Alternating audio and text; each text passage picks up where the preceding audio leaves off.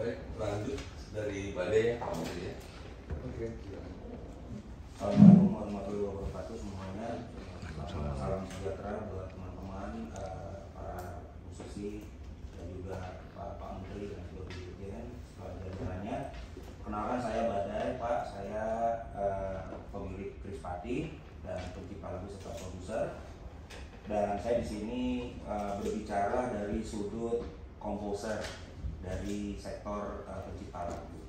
Jadi sebenarnya kedatangan kami hari ini adalah untuk berdiskusi terkait dengan apa yang sedang menjadi pembahasan, yang akhirnya menjadi pembahasan publik, bahwa pencipta lagu terkesan tidak memiliki eksklusivitas, Pak.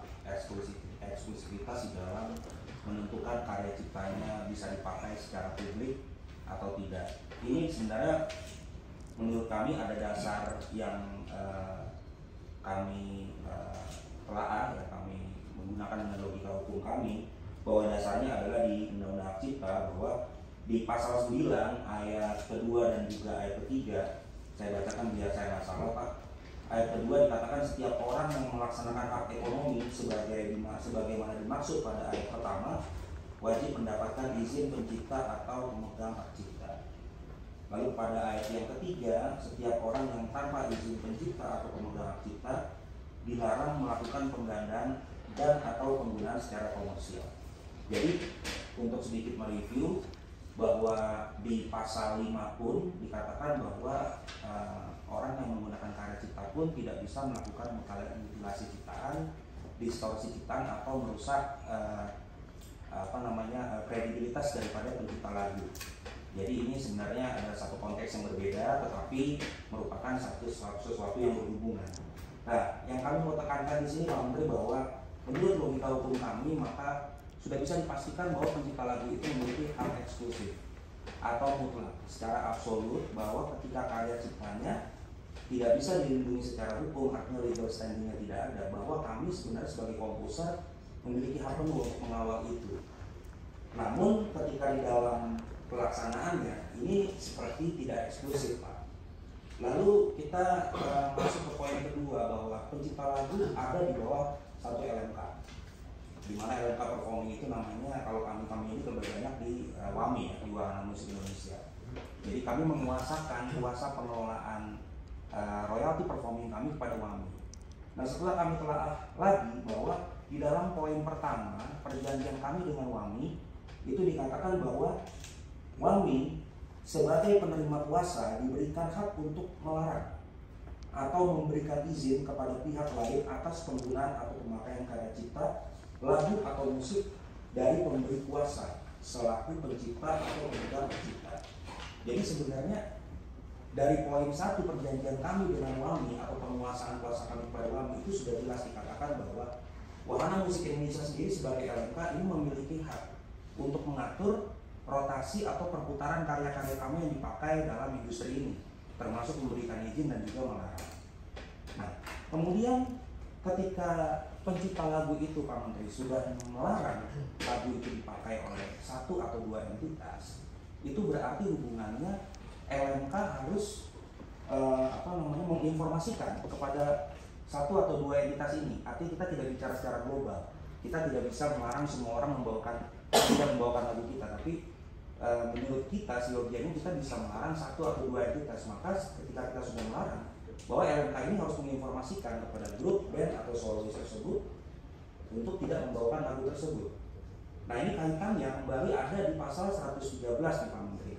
Ini yang tadi Mas Romce juga bilang dan Mas Dhani bilang, bahwa sebenarnya ini banyak sekali pasal-pasal yang membingungkan bagi kami, karena di 113 dikatakan ada ketentuan pidana, di mana ketika orang tidak memberikan izin atau tanpa izin melakukan karya cipta, membawakan karya cipta, maka ada langkah-langkah hukum yang diambil sebagaimana undang-undang tersebut menyebutkan.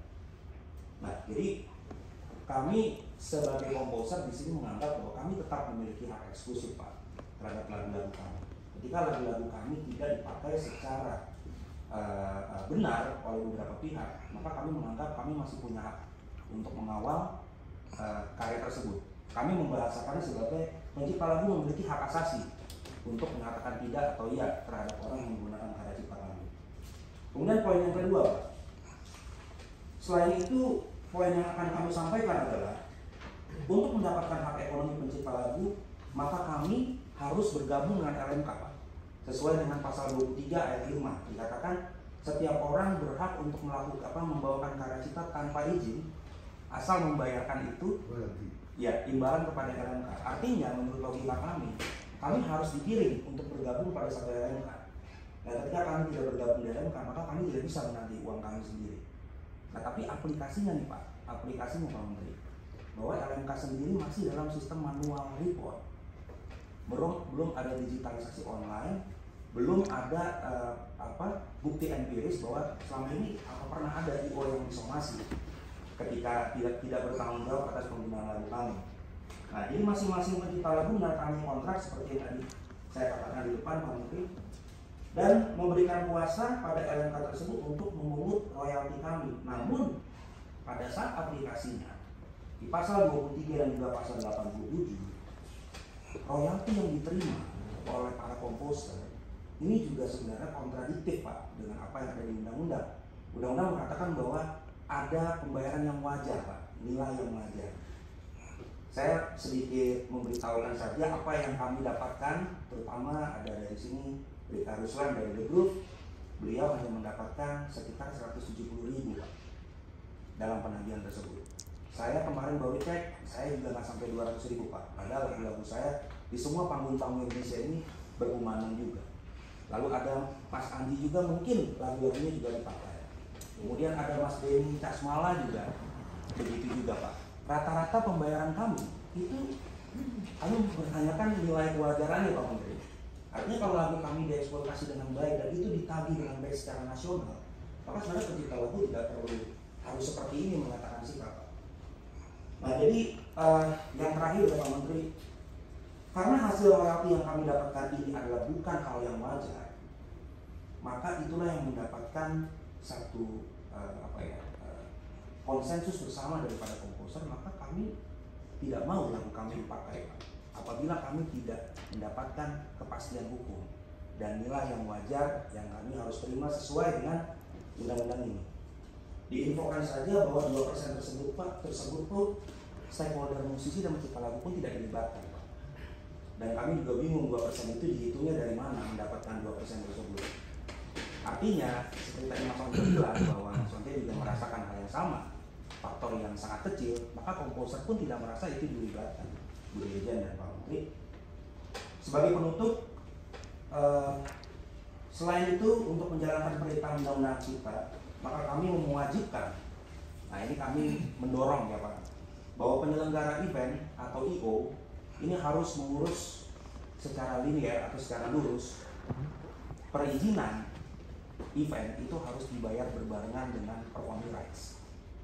Karena itu menurut kami adalah entry atau pintu pelanggaran ya Pak. Kebanyakan IO-IO ini melakukan acara, tapi mereka mengurusnya belakangan Pak setelah acara. Dan kebanyakan pun akhirnya tidak diurus. Dan komposer harus menagih-nagih lewat LMK, dan LMK juga harus menagih kepada IO. Jadi sebenarnya ini tidak efektif bagi kami. Tidak simple dan tidak presisi bagi pendapatan kami. Saya kira begitu saja Pak Menteri, Bu Dirjen dan jajarannya. Semoga risalah yang kami sampaikan ini menjadi pertimbangan daripada Bapak Menteri guna merubah industri musik Indonesia semakin lebih sehat. Terima kasih. Assalamualaikum warahmatullahi wabarakatuh.